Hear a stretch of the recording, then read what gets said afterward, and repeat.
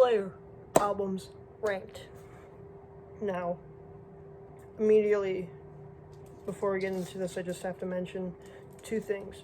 Obviously, live albums like Decade of Aggression don't count, and I'm not counting Undisputed Attitude because that's just a cover album. So I'm just going to be doing all of the main studio albums, which there are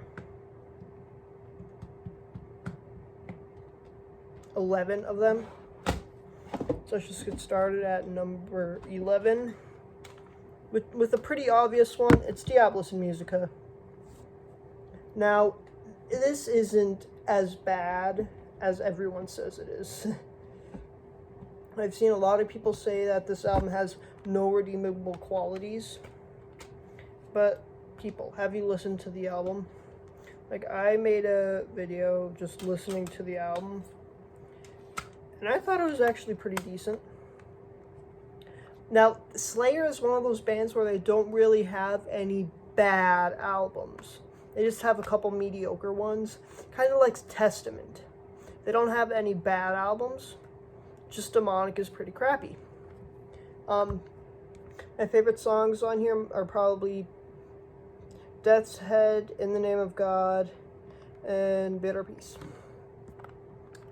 And also, State of Mind is essentially Slayer doing a new metal song, and it was not really that great. I found that single at a record store for $1. I didn't buy it. And then at number 10 is the album that came out right after it, God Hates Us All. Now, obviously, I have to mention this. God Hates Us All came out September 11th. You know, September 11th, 2001. 9/11.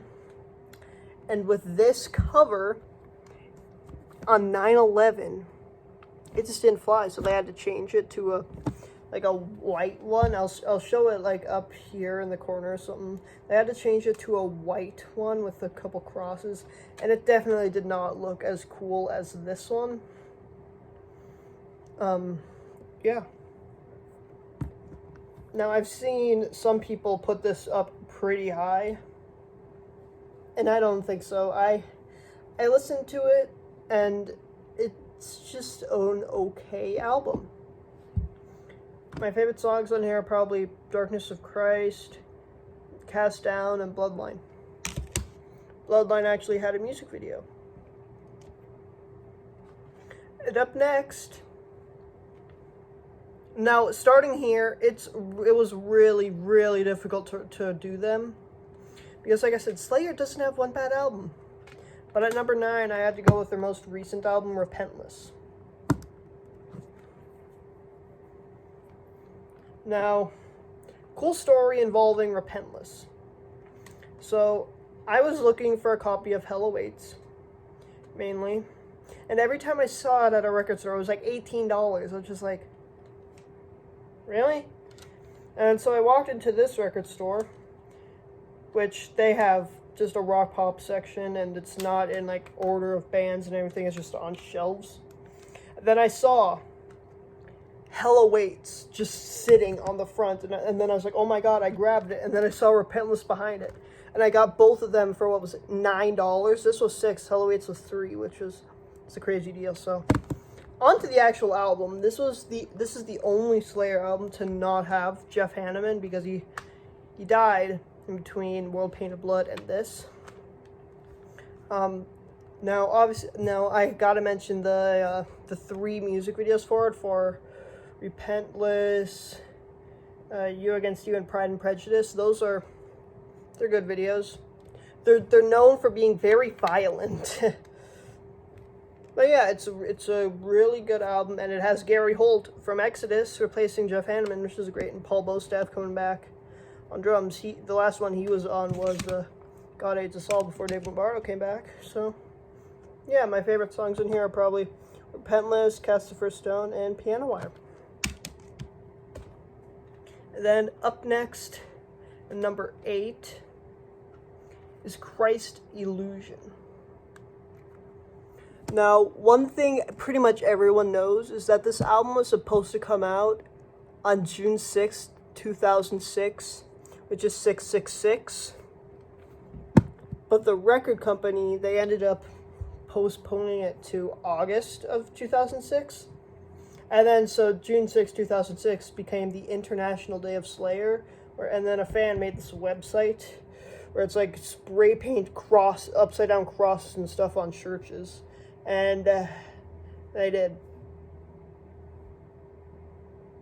And it wasn't Slayer who made the website, it was just some fan.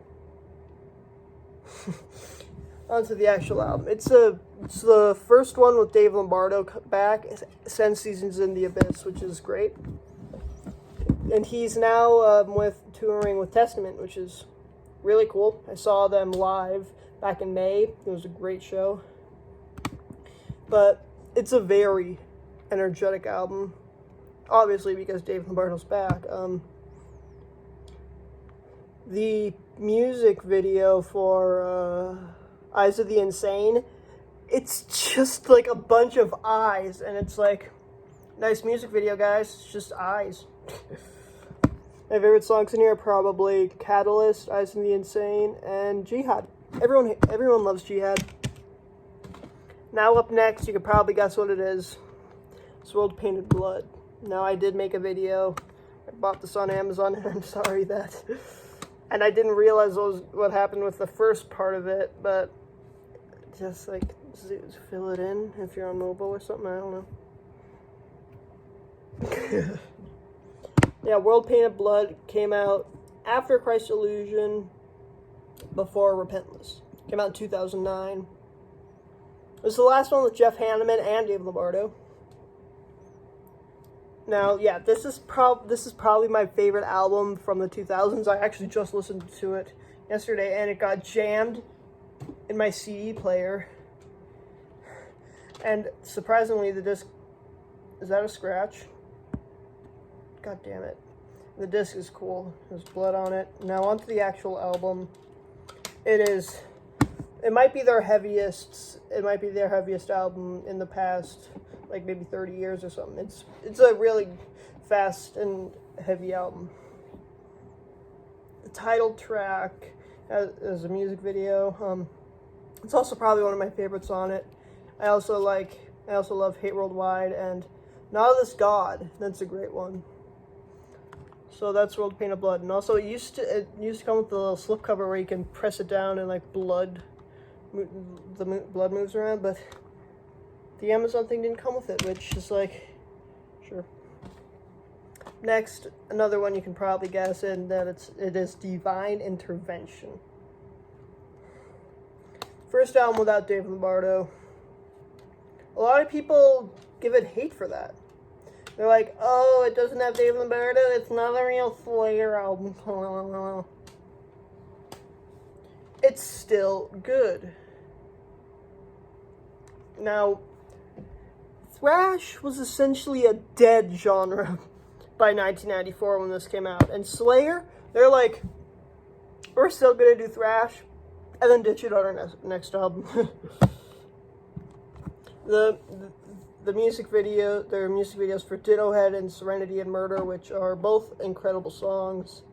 And also the inside on the disc, I don't know if I can show this on YouTube, but the guy cut his arms with the word Slayer on it. I don't know why they didn't put it on the disc, but they did.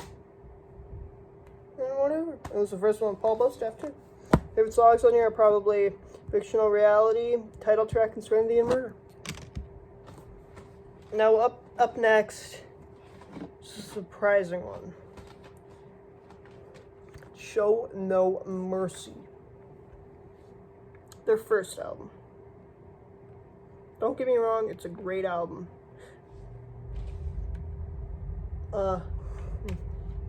It was their very first album. Came out the same year as Kill 'Em All, 1983.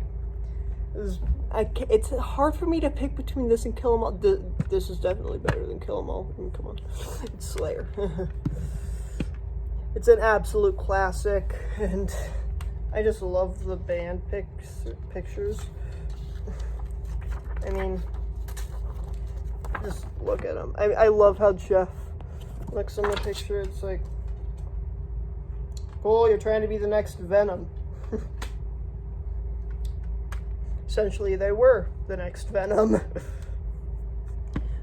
My favorite songs in here are probably Evil Has No Boundaries, Die by the Sword, and Final Command. Now up next, a lot of people put this at number 1. You know what it is. It's Raining Blood. Yeah, it's great. I mean, Angel of Death and Raining Blood are definitely Slayer's two biggest songs. I mean, just by doing that, you know that it's Raining Blood.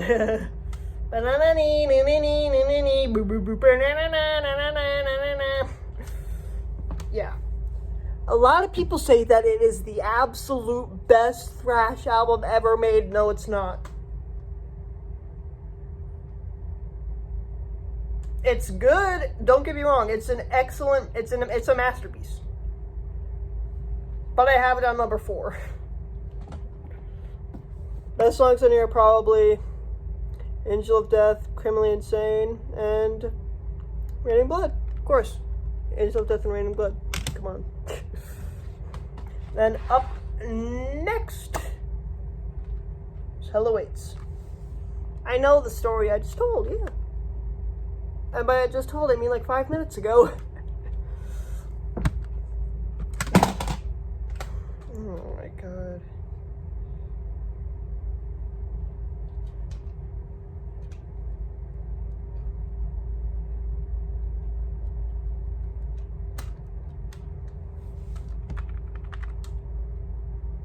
Huh.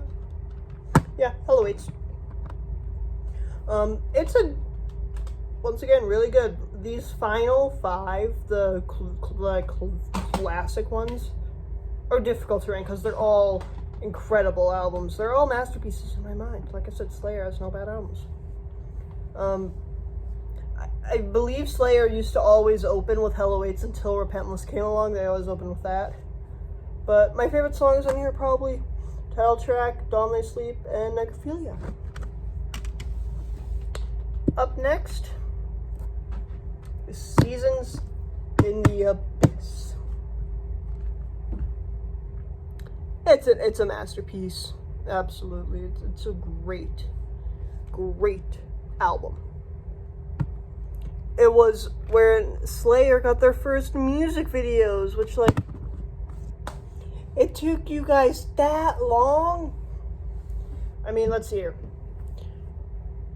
Megadeth had their first music video in 1986, I believe, with either Wake Up Dead or Peace Sells. Anthrax had Madhouse in 1985. Metallica had One in 88. These guys had War Ensemble Seasons in 1990. You waited that long? Yeah, the music video, the War Ensemble Seasons and the Abyss both have music videos, and they're great songs, yeah. Obviously, another big hit song is Dead Skin Mask, which is great. My favorite songs in here are probably Blood Red, Expendable Youth, Dead Skin Mask. And now, by process of elimination, you could probably tell what's up next at number 1. My absolute favorite Slayer album is South of Heaven. A lot of people have this at number 2 or 3. I have it at number 1. It was the album that was in between Rain and Blood and Seasons in the Abyss. And it definitely sounds like that. It might be their heaviest album. All because of the doom sections. That's especially seen in the title track and Mandatory Suicide. And the Judas Priest cover, Dissident Aggressor, is hilarious. It was originally on Judas Priest's album Sin After Sin.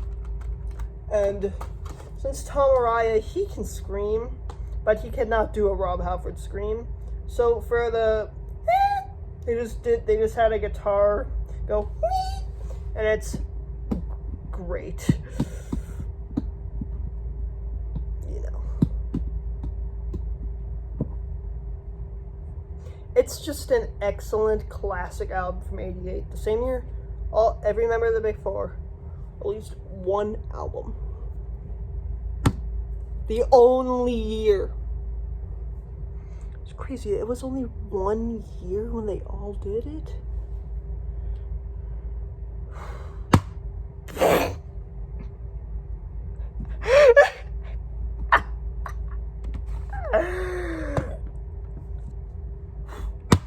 That's actually cool. Yeah.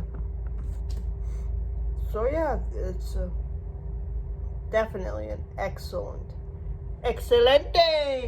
album. My favorite songs in there probably title track, Behind the Crooked Cross, Mandatory Suicide. And that is my list of ranking all the Slayer albums. And if you're wondering where I would put Undisputed Attitude, I think I would probably put it in between Diabolus in Musica and God Hates Us All. So yeah, that's my ranking. And Haunting the Chapel, I've seen people put that in their list. It's an EP. It has 3 songs. But if I were counting it, it would be in between Hell Awaits and Seasons in the Abyss. Also, check out this Jeff Hanneman pop vinyl. They made Slayer pop vinyls for Jeff, Tom, and Carrie, but not Dave for some reason. Which is stupid. Very, very stupid. Just like me. So, yeah. Thanks for watching. I'm gonna go drop a deuce. I'll be right back.